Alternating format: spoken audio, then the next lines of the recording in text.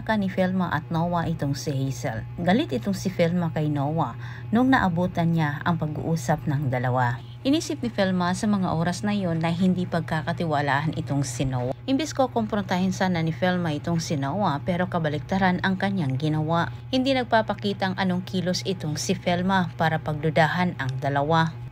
Bagay na kampante nitong si Hazel na hindi pag-isipan ng masama ni Velma ang kanilang pag-uusap ni Noah. Ngunit alam na ni Noah ang laman ng isip ni Velma. Sa kanyang pagpapaliwanag, hindi kaagad naniniwala itong si Velma, ngunit sa huli kinumbinsin niya ito. Wika ni Noah, kailangan umanong makipagsabayan itong si Velma dahil para kay Colleen kumano ang kanyang ginagawa.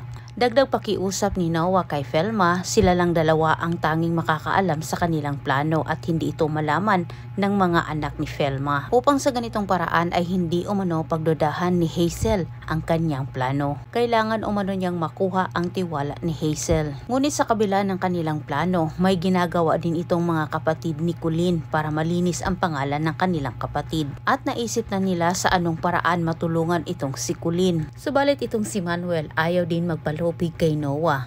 Sinabi sa kanyang isip na kailangan meron din siyang gagawin para hindi siya maisahan ni Noah. Napag-isip-isip ni Manuel ang posibleng ginagawa ni Hazel para makumbinsi ang driver na idiin itong si Colleen. Sinasabi sa kanyang isip na maaring binayaran o mano ni Hazel ang nasabing driver. Kaya't inutusan niya ang kanyang mga anak na kailangan kitain ang pamilya nito para paaminin sa totoo. Dagdag ni Manuel, kung tama man ang kanyang hinala, kailangan umano nilang dudublihin ang binayad ni Hazel dito sa driver para bumaliktad.